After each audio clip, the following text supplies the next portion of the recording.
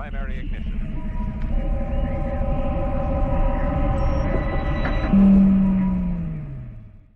Welcome to Unlimited Power. My name is D-Rod, and I'm about to give you my guide to building a Grand Inquisitor deck at your first pre-release or sealed event for Spark of Rebellion, a Star Wars Unlimited trading card game.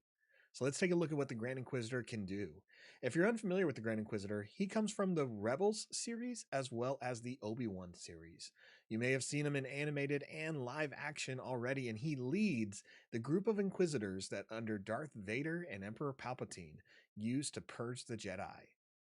The Grand Inquisitor is the leader of all of them, only answers to Vader and Palpatine, and his power level is way beneath Vader's, but higher than the others. The Grand Inquisitor comes out when you have 6 resources, and he's a 3/6, so he has an attack of 3 with a health of 6. He's Force, Imperial, and Inquisitor. On attack with him, you may deal 1 damage to another friendly unit with 3 or less power and ready it. So what we're looking for is units that have 3 or less power and can take some damage. Because when he is not deployed on the field, he has a very similar ability where you exhaust him by taking an action and you deal 2 damage to a friendly unit with 3 or less power and ready it. Now this can be great because it means some of your units can attack sooner than your opponent expected, as well as you may be able to take advantage of some other effects like grit or different raid bonuses. Let's take a look at some of those cards now that work well with the Grand Inquisitor in the villainy aspect. Most of the cards we look at are going to be commons and uncommons because those are the cards you're going to have easy access to. Rares and legendaries, you'll know if you get something good, but for the most part, let's focus on the cards that are more easily attainable. The 5th brother is going to be key. Not only is he a Force user and an Inquisitor, fitting theme, he has the ability of damaging himself or taking damage, so that way he can have his raid bonus increased. He has a raid 1 for each point of damage he takes, so that means when you play him, if you were to damage him for 2, you would ready him, attack now for 4, because he has 2 damage, as well as 2 additional points already printed on his attack. So I think that card is great. Another good one is the First Legion Snowtrooper. It doesn't have the same ability as the 5th brother, but it has 3 health, meaning it can take a hit and swing that turn, giving you the aggression that you need. Last is Force Choke. In a deck that already has a Force user and really wants to see other Force users, Force Choke just makes sense.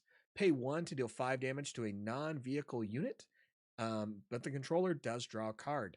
Now, I'll say it all the time, drawing cards does help win games, but if you're using this wisely, if you're using this on the time that you need it to take care of units that are just going to remove yours from the field, then you're using it in the right way. It's not a card to use anytime your opponent plays a unit you can kill easily. Use it for the ones that are difficult. Let's move on to our villain aspect cards. Snowtrooper Lieutenant here is going to give you a bonus. Whether you played on the Grand Inquisitor or another Imperial unit, you'll be able to attack the action that you play the Lieutenant and hopefully get a buff. The ATST and the Cell Block Guard are great staples for villains. The ATST has a good amount of health. Imagine untapping that using Grand Inquisitor ability, but you can't because it costs more than 3. But Cell Block Guard also costs 3, allowing you to get an attack if you really need it to be aggressive, or you can save it on the Sentinel. Let's move on to our aggression list. Now, aggression aspect, again, I want to focus on one Force card called Force Throw. You're playing a Force leader. You're hopefully getting some Force units like Green Vader, Red Palpatine, Seventh Sister, 5th Brother, even the Grand Inquisitor. Force Throw is a card that can really benefit you. You pay 1, choose a player, choose your opponent, and then they have to discard a card of their choice from their hand. Whatever that card value is, if it costs them 5, you get to deal 5 damage to one of their units. If it costs them 2, 2 damage to one of their units. It's a great card to play mid or late game where your opponent's probably held on to something that they've been wanting to put out for a while, like an ATST or a Obi-Wan Kenobi. You remove cards from your opponent's hand and you damage someone else. It's really great. Next is Keep Fighting. Since you're playing Grand Inquisitor, you're hopefully grabbing a lot of 3-cost units. You're attacking the same turn they come out using Grand Inquisitor's ability. Now imagine playing a card, attacking with the card, and then playing Keep Fighting. If you can get something like the 5th Brother to attack twice on the turn it came out, which would be difficult, but you could do it. Imagine how much damage that is that your opponent didn't expect. Lastly is Open Fire, a great common that's going to be able to deal 4 damage to almost every unit without a shield. I mean, there's really no problem with it damaging units, and it's going to kill most of the early ones that are in your way. For blue-black, we're talking about the Vigilance aspect here, focusing on mostly blue-black here. But Inferno 4 is going to be a great card to filter out your deck, looking at the top 2 cards when it dies and when it comes into play, letting you know what's coming up, and you can leave whatever you need to be there or put on the bottom of your deck and hope for something better. It also has 3 health and it fits the Grand Inquisitor theme. Power of the Dark Side is another event that's just going to remove units from your opponent's side of their choice. I think it's a go-to strategy, no matter what leader you're playing, to always play this card if you love playing blue-black. Next is Scoutbike Pursuer. It's a great card that benefits from you damaging it due to that grit ability. It also has 4 health, so it can definitely take that ability a few times before it's destroyed. In the command aspect, we're looking at Super Laser Technician first, a card that's going to benefit you by ramping you up. It does have that 3 health. The Overwhelming Barrage is going to be able to deal more damage to your opponent's unit to either catch you up or put you ahead of your opponent. Lastly is the Seasoned Shore Trooper, a great Imperial unit if you're focusing on the Imperial theme that Grand Inquisitor brings, who gets stronger the more resources you have.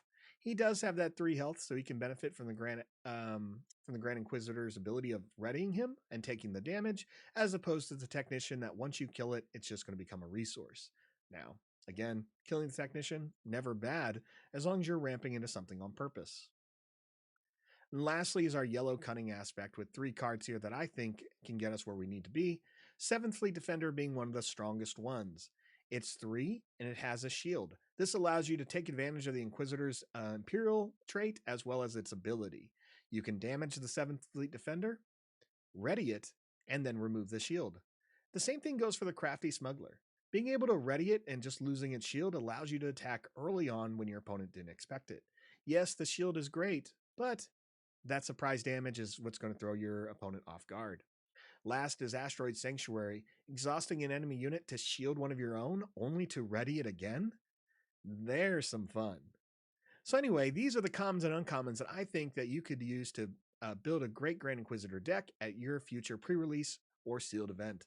Let me know how it goes in the comments. Have a great time, and may the Force be with you.